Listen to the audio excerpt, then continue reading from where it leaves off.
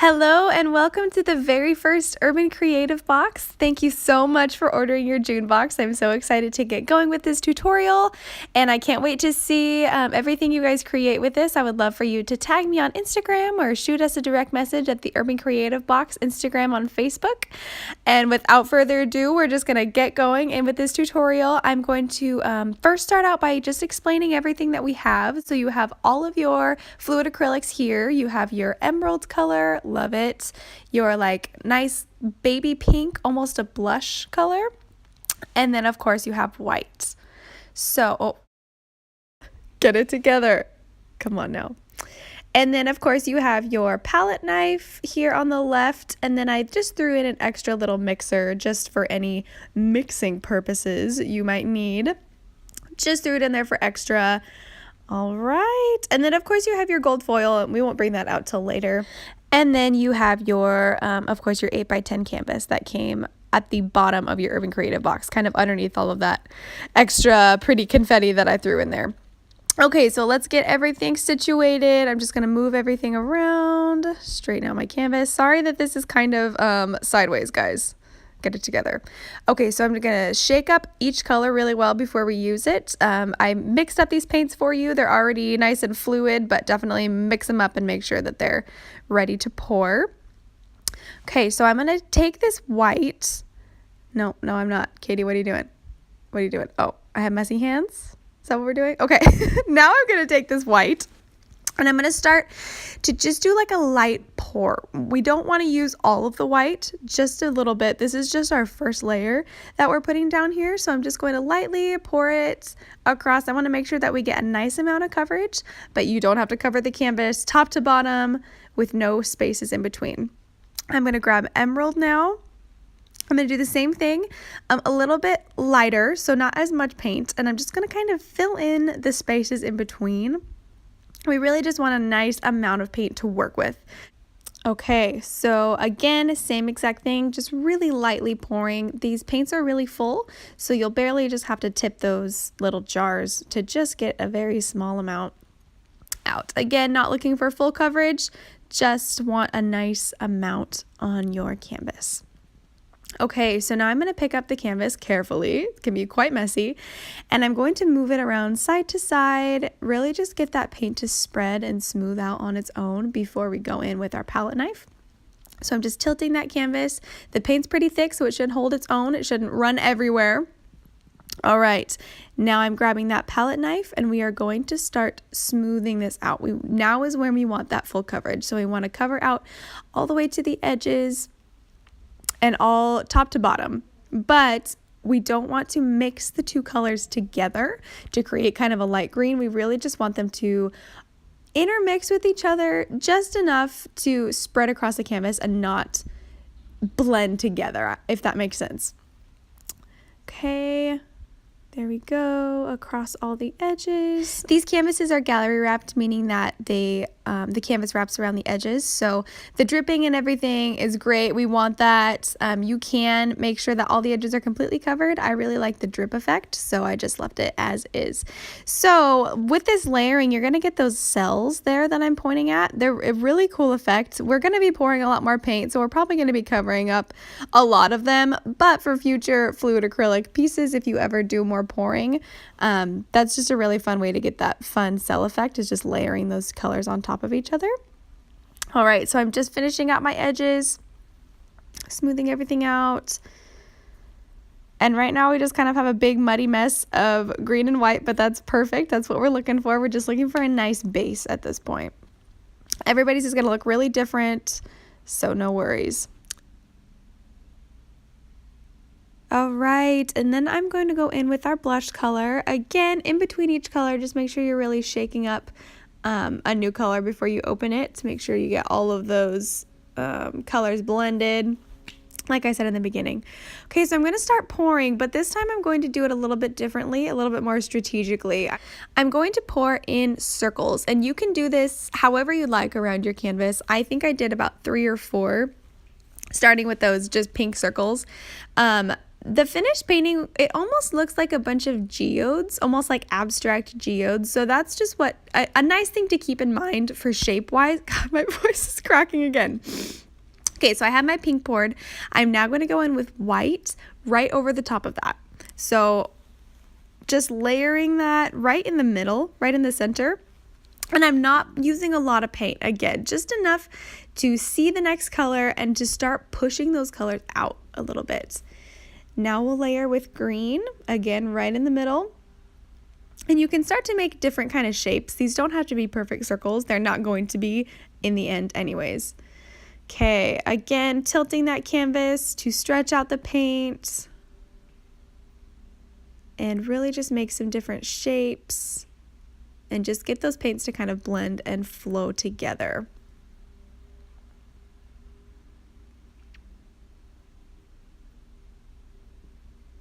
Okay, I'm going to continue with that same layering effect. I'll go in again with pink. Keep in mind that you can do this however you'd like. You can start with white, add pink next, and then add green. This is your painting and this is your vision, so use your colors however you'd like. So just really have fun with this part in pouring and figuring out, how the different colors work together, and just have fun with this. Don't let it stress you out. So after we get a good amount of layers happening, I'm adding in just a couple extra here and there. You see I have that pink one in the corner and then that white. So then I'm taking my paint and I am lifting higher and pouring quicker, and that will give me a nice thin line. Just add some more interesting effect to these circles and just gives you another, almost like a finishing border around them. And I'll do a couple more later because they'll kind of start to disappear.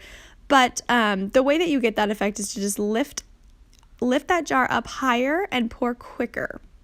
And sometimes you'll get those kind of dropping effects, but that's okay. Right now, there's really no rules at this point. We're pouring and we're seeing what looks cool and just playing with that kind of circle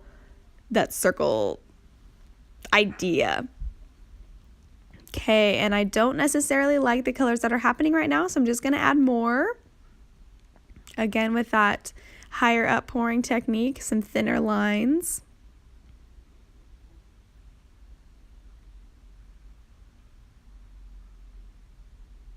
Okay, and you can see I actually did leave some of the cells open there on the left, which I love.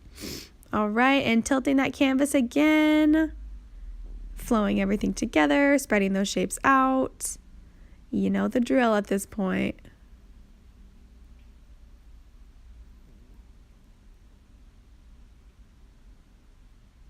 So I really just encourage you to have fun with this part and play around with it, and don't try to make it look exactly like mine. As you can see, if you've seen the example photo that we put on our Instagram and on the actual box on the website, this looks a lot darker than that one, and that's okay.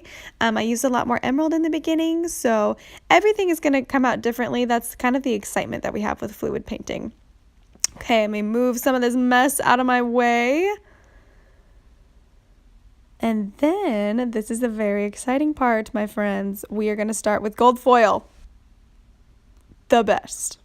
So excited. Okay, so you have these little packets of gold foil, and just kind of take them out nice and gently. It should be 2 sheets in there, kind of folded together. We don't want them to be full sheets anyways. We're going to kind of piece them up. But just be gentle enough to give yourself some options to work with bigger pieces so you don't totally shred it taking it out of the packaging. Okay, so I'm just piecing out some sections of gold foil, and I'm going to follow again with kind of the circle idea.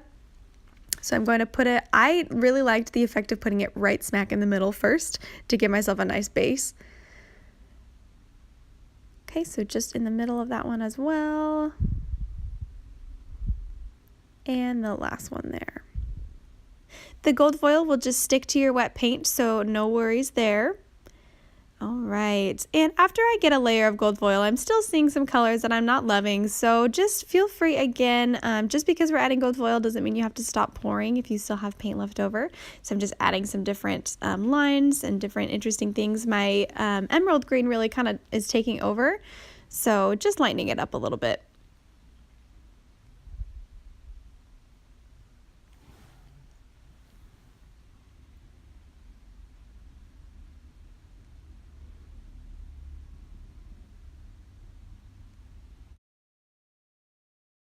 As you can see, this is not a clean project. My hands are covered, my cardboard piece underneath is covered, or whatever you're using, if it's paper towels.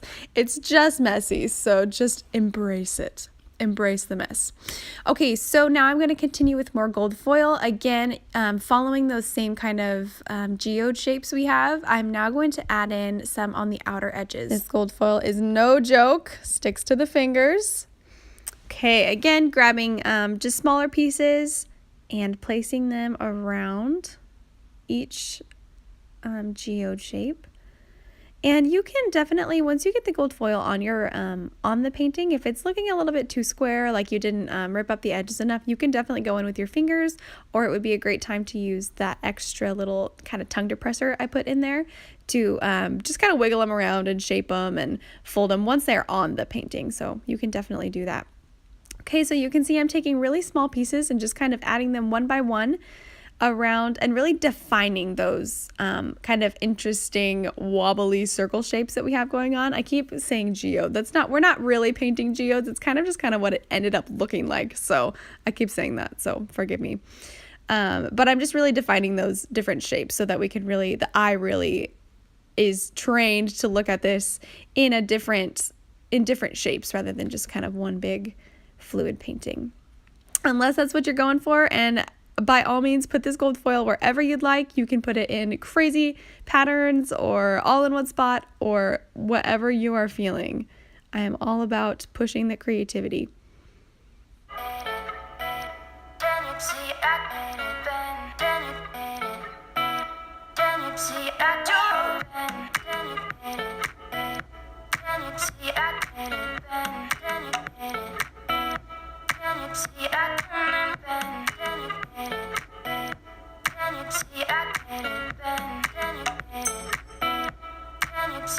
Okay, so then I'm going to pick up my palette knife and I'm just going to, again, define some more lines, move that gold foil around, and you can then use it to blend colors together, define your shapes.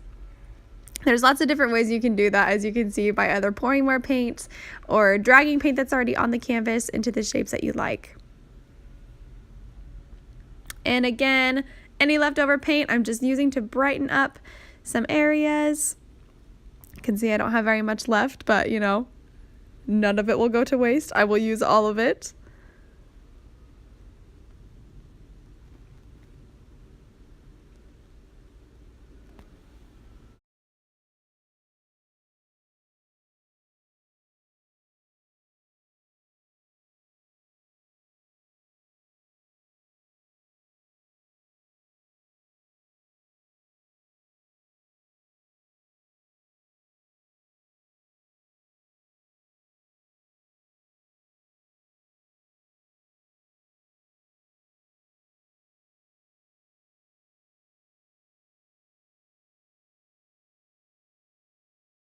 All right, guys, so this is my finished product. I hope that you really enjoyed this fluid acrylic tutorial. We will do more boxes in the future, and if you have any questions, please feel free to either email us at theurbancreativebox@gmail.com or contact us through Instagram, or you know, just whatever is easiest for you. I am more than happy to answer any and all questions and am always available. So again, thank you so much for joining us. And I hope you really enjoyed this box. Next month, our July box is hand lettering, and we will be featuring a different instructor for that one. So I'm so excited. So thank you so much, everybody. Have a great day.